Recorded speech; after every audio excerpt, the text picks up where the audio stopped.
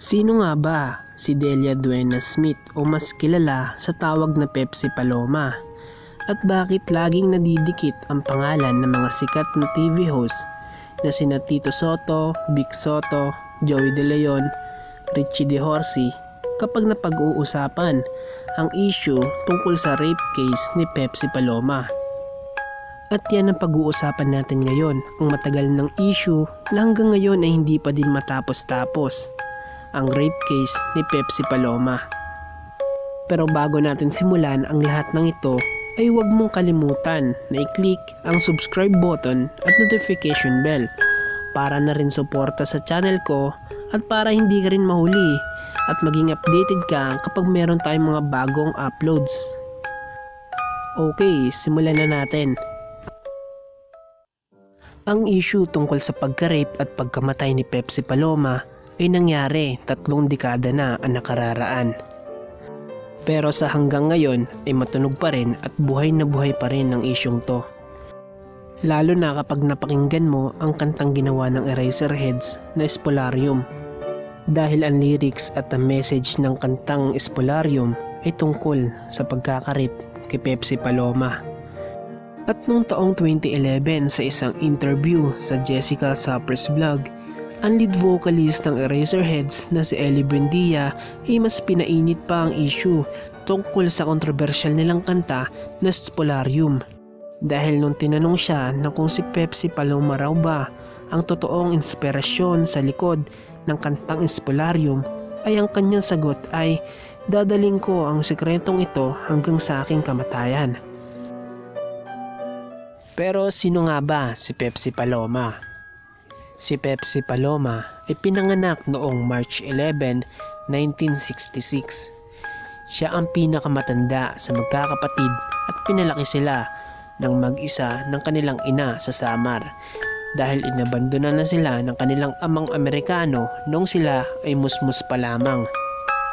Noong taong 1980, nakilala ni Pepsi si Tita Esther, kung saan ay pinakilala naman siya kay Ray De La Cruz na isang talent scout. At doon na nga nagsimula ang karir ni Pepsi. At siya ay 14 anyos pa lang ng mga panahong yon. At dahil na rin sa kanyang pagkakaroon ng sexing katawan at nakakaakit na kagandahan, ay agad-agad niya napasok ang paggawa ng mga bold movies.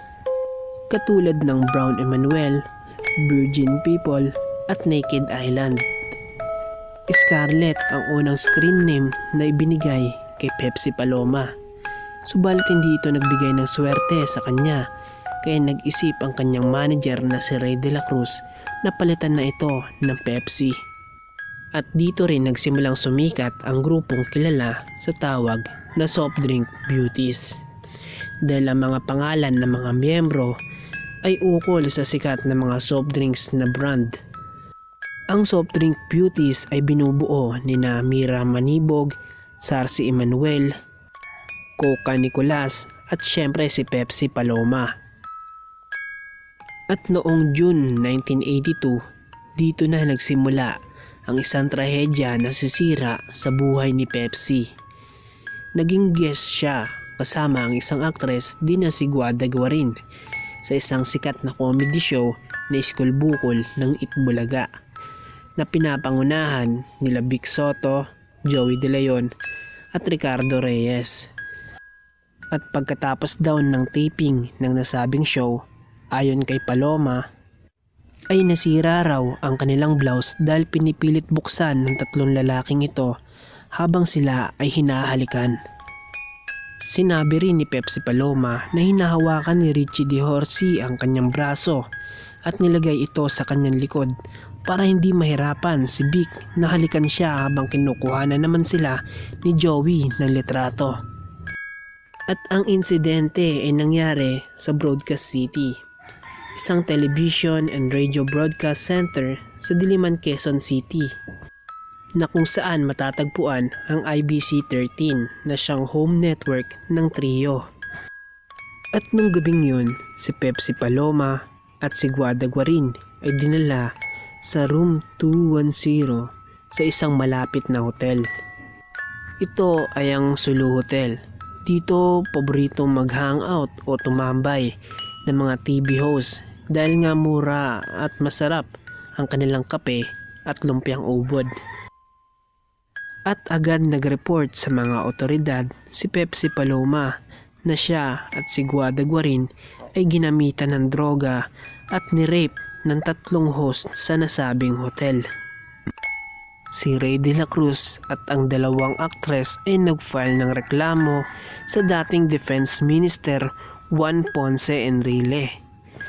At dito na nagsimulang kumalat ang mga balita na naging sobrang kontrobersyal sa buong Pilipinas. Naging cover story pa nga ito ng mga iba't ibang magazines. At noong September 29, 1982 ay naglabas ng pahayag si Tito Soto patungkol sa kumakalat na issue. Sinabi ni Tito Soto sa isang magazine interview na sila Pepsi Paloma raw mismo ang kusang lumapit sa kanila. Ayon pa kay Tito, nag-request pa ang 2 aktres ng souvenir photos kasama ang 3 na kunwaring hahalikan sila. Wala si Tito Soto noong nangyari ang insidente dahil siya ay nasa dressing room at nagpapamasahe ng mga oras na iyon. At kahit na wala si Tito Soto na nangyari ang rape, pinagtanggol niya pa din ng kanyang kapatid na si Vic Soto at sinabing hindi kayang gawin ni Vic ang mga iyon dahil si Vic ay babakla-bakla kung kumilos. Kinontra din ni Tito Soto ang akusasyon ni Pepsi Paloma patungkol sa nasira nilang blouse at sa pagdala sa kanila sa Sulu Hotel. At ayon pa kay Tito Soto, kung totoo ngang sinira ang kanilang mga damit ng 3 host ay bakit pa sila sumunod hanggang makarating sa Sulu Hotel. At napaka-imposible raw na wala ni isang taong nakakita sa kanila na sira-sira ang kanilang damit habang papunta sa Sulu Hotel. At nagpatuloy ang kontrobersiya at palitan ng kwento sa magkabilang panig. Pagkus sinabi ni Joey De Leon na aminin na sana ni Pepsi Paloma ang mga totoong nangyari. 1 buwan ang nakalipas at naglabas ng isang public apology ang 3 hosts sa national TV. Ngunit ngayon ay walang mahanap na existing na record nito kahit saan. At pagkalipas ng 1 taon matapos ang kontrobersyal na issue tungkol sa pagkakarip sa kanya, siya ay nakasuhan dahil nahuli siya sa isang raid na sumasayaw ng malaswa sa isang lugar sa Baliwag, Bulacan. Iniwan din niya ang kanyang manager para sa kanyang boyfriend na si Roy Rustan na noon ay naninirahan sa Makati. At nung mga panahong iyon ay sinasabi na si Pepsi Paloma ay sobrang na-addict sa droga. At nung taong 1983, nagdesisyon si Pepsi Paloma na bumalik sa kanyang manager na si Rey de la Cruz.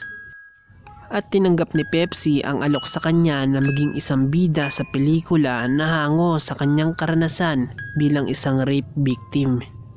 Ang title ng nasabing pelikula ay The Victim at ito ay kumita ng malaki noong 1983 sa Manila International Film Festival.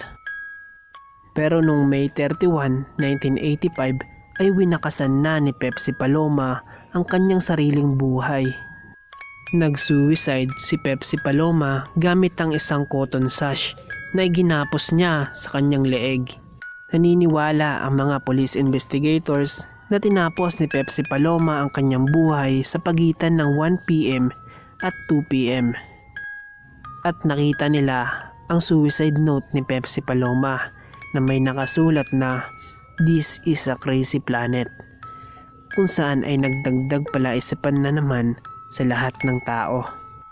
Sinasabing ang dahilan na nagtulak kay Pepsi Paloma para tapusin ang kanyang sariling buhay ay ang financial problems, kakulangan sa raket at problema sa pamilya. At siguro nga isa rin sa mga dahilan kung bakit nagawang magpakamatay ni Pepsi Paloma ay dahil hindi niya nakuha ang hustisyang nais niyang makamit. At hanggang ngayon nga sa panahon natin ay wala pa rin nagbabayad sa kasalanan sa pangahalay kay Pepsi Paloma. Sa tingin mo, totoo nga ba na ni-rape nila Vic Soto, Joey De Leon at Richie De Horsey si Pepsi Paloma? O sa tingin mo ba ay isa lang itong malaking fake news? Pwede nyo i-comment ang opinion nyo diyan sa comment box. Hanggang sa muli at paalam.